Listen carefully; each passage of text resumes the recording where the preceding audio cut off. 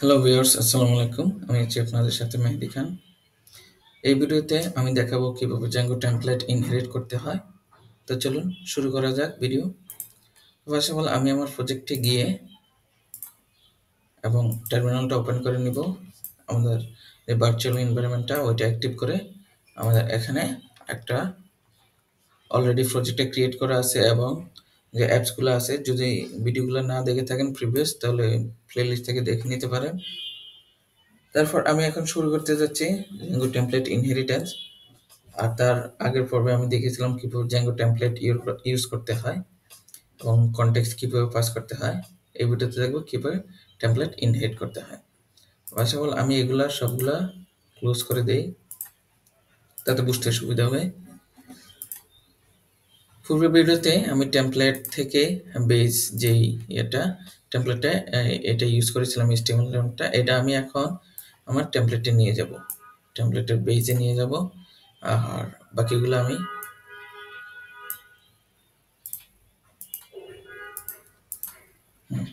বাকি ডিরেক্টরিগুলো আমি ডিলিট করে দিচ্ছি।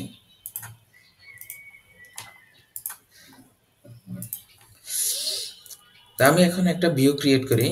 ভিউ ক্রিয়েট করার জন্য এখানে লিখি টেমপ্লেট ইনহেরিট।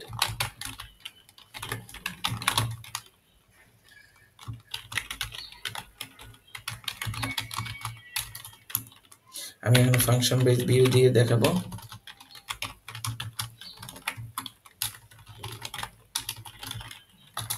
রিকোয়েস্ট পাস করে দিয়েছি।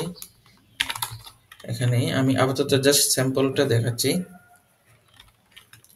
রিটার্ন করে দিচ্ছি। তার জন্য আমাদের ইম্পোর্ট করতে হবে ফর্ম Django শর্টকাটস দেন রেন্ডার। এই রেন্ডারটাকে আমি এখানে রিটার্ন করে দিচ্ছি। এখানে আমি রিকোয়েস্ট প্যারামিটার পাস করে দেন টেমপ্লেট নেম বলে দিলাম s.html।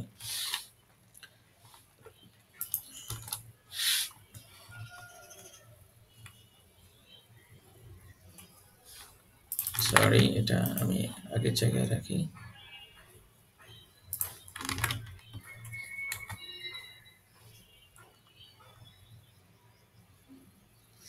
এখানে আমি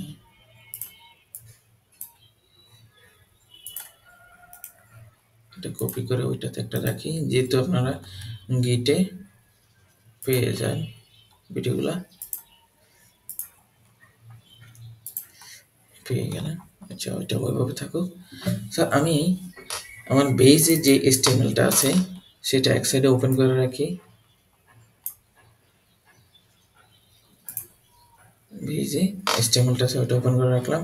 সাথে আমি এখানে বলে দিয়েছি বেজের যে কাজটা। এবার আমি আমার টার্মিনালটা ওপেন করি এবং রান করি Python manager py run server. এখান থেকে আমি কনটেক্সট যেহেতু পাস করি নাই, আমি আগের ভিডিওটা কনটেক্সট এখানে নিয়ে আসছি, না হয় এরর দেওয়ার কথা, সাথে এটা পাস করে দেই। ওকে, দেন আমার এটা রিলোড নিয়ে নিয়েছে টার্মিনালে। আমি এখন যদি ব্রাউজারে যাই রিলোড দেই। আর একটা জিনিস করতে ভুলে গিয়েছি, এটাকে আমি urls.py যে ভিডিওস এটেড urls.py ফাইলে ইম্পোর্ট করে নিলাম। তারপর হচ্ছে আমি এখানে দিয়ে দিলাম পাথ ইনহেরিট, আপাতত এতটুকু রাখলাম, কমা আমার ইউর নেমটা দিয়ে দিলাম বলো কমা, দেন আমি এখানে একটা স্ল্যাশ দিয়ে দিব। ওকে, আবার যদি আমি ব্রাউজারে যাই, যাওয়ার পর আমি স্ল্যাশ দিয়ে দিলাম, এটা চলে এসেছে। এটা কিভাবে বুঝলাম, আমি এখানে চেঞ্জেস করে দেখি Django template inherit example. Okay, আমি সেভ করে এখানে এন্টার দিলাম, চলে আসলো ব্রাউজারে। সো আমি এখন দেখাবো কিভাবে এটা আসলে ইনহেরিট করতে হয়। আমি এগুলো ফার্স্ট অফ অল এগুলো সরিয়ে দিই, আমি এগুলো এখানে দেখাবো না, এগুলো কাট করে নিলাম। এখানে আমি একটা ব্লক তৈরি করে দিলাম, টেমপ্লেট ইঞ্জিনের ব্লক, এটাকে ব্লক বলা হয়। আমি কিছু এখানে এই ট্যাগের ভিতরে ইনহেরিট করে এখানে আমি রিপ্লেস করতে চাচ্ছি, তখন আমার এই ব্লকগুলো দরকার হয়। তার জন্য লিখতে হবে ব্লগ ব্লগ একটা নেম দিয়ে দেই হচ্ছে মেইন, দেন আমি এটা ক্লোজ করে দেই এবং ইন্ট করে দেই ব্লগটা, ইন্ট ব্লগ। ওকে, এটা করে দিল। এখন চাইলে আপনি এখানে এই টাইটেলটাও রিপ্লেস করতে পারেন। তার জন্য লিখতে হবে সেম ভাবে ব্লগ পার্সেন্টেজ ভেলোসিটি টাইটেল, দেন এটাকে এন্ড করে দেই, মানে ক্লোজ করে দিব, লিখতে হবে এন্ড ব্লগ। ওকে, আমি এটা লিখে নিলাম। তারপর হচ্ছে আমি আমার এখন থেকে আমি দেখাচ্ছি আসলে মডিউল ওয়াইজ। সো আমি এখন ভিডিও 8 এর ভিতরে টেমপ্লেট, যে টেমপ্লেটটা আছে ওটার ভিতরে একটা ফাইল ক্রিয়েট করি, HTML ফাইল। এটার নাম দিব হচ্ছে inherit, ফাইল নেম দিয়ে দেই inherit html। সো এখানে আমি কিছুই লিখবো না, জাস্ট ওই যে বেস যে টেমপ্লেটটা আছে ওইটাকে এক্সটেন্ড করব। তো এক্সটেন্ড করার জন্য আমার লিখতে হবে এক্সটেন্ড যে ট্যাগ আছে HTML মানে Django টেমপ্লেটের টেমপ্লেট ইঞ্জিনের, ওই Django টেমপ্লেট ইঞ্জিনের আরো কি কি ট্যাগ আছে এগুলো ধীরে ধীরে আপনি জানতে পারবেন, একসাথে সব জানা দরকার নেই। আর যদি আপনি জানতে ইচ্ছে গুগলে সার্চ করবেন যেগুলো টেমপ্লেট ইঞ্জিন ট্যাগস, তো ওটা লিখলেই চলে আসবে। তারপর হচ্ছে আমি লিখবো এখানে পার্সেন্টেজ এক্সটেন্ডস, দেন এখানে বলে দিব কাকে আমি এক্সটেন্ড করতে চাচ্ছি, কোন ভিউটাকে আমি HTML কোন ভিউটাকে আমি এক্সটেন্ড করতে চাচ্ছি ওইটার পার্টটা আমি বলে দিব। সো আমি বেসিক্যালি রুটের যে base.html আছে ওইটাকে আমি এক্সটেন্ড করব, জাস্ট লিখে দিব base.html, হয়ে গেল এক্সটেন্ড। তো আমি যদি আপাতত এতটুকু দেখি, এই টেমপ্লেটটা কিন্তু আমি এখনো বলিনি, ভিউতে বলে দেইনি। আমি ভিউতে যাই, ভিউতে যাওয়ার পর আমি এখান থেকে রিপ্লেস করে দেই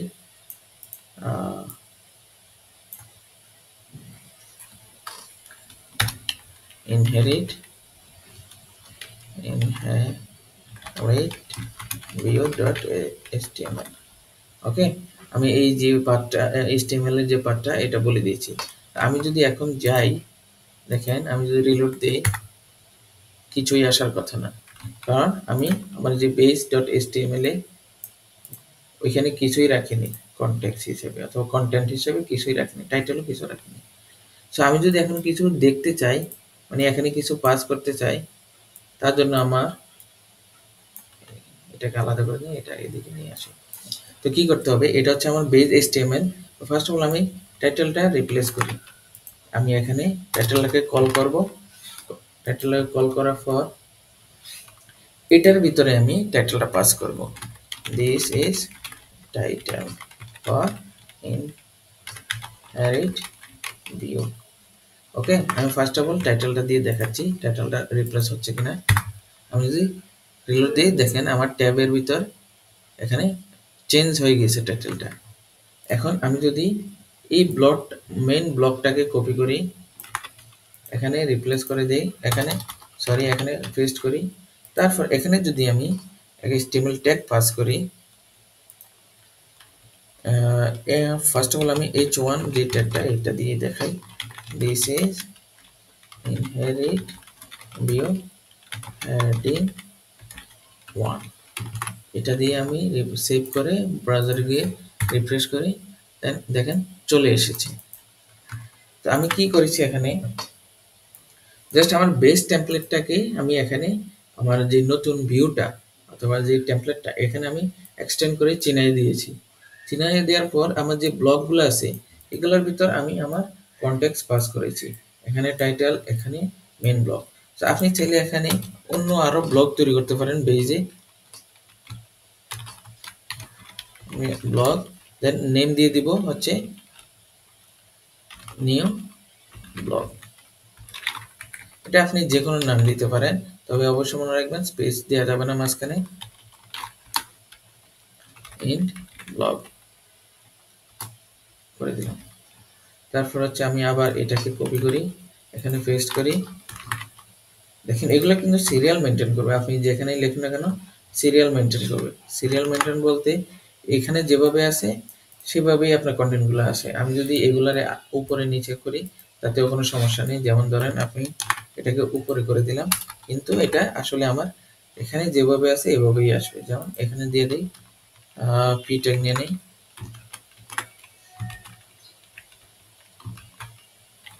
this is paragraph tag for example. Okay, আমি এখন ব্রাউজারকে রিলোড দেই, এখন চলে এসেছি।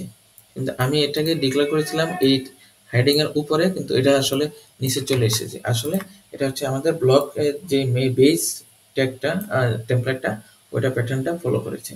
সো এটাই হচ্ছে আমাদের ডাইনামিক টেমপ্লেট ইনহেরিটেন্স। আর আমি যদি এখানে দেখাই যে আসলে আমি কিভাবে ভিউ থেকে কনটেক্সট গুলো নিয়ে আসতে পারি, যে এখানে আমার কনটেক্সট গুলো আছে, আমি আগের যে ভিউটা আছে ওইখান থেকে নিয়ে আসি। এখান থেকে আমি যদি এই ফর লুপটা নিয়ে যাই, আমার বেজে চলে যাই, এখানে আমি নিউর ভিতরে পাস করে দিই, নিউর ভিতরে পাস করে দিই এটা।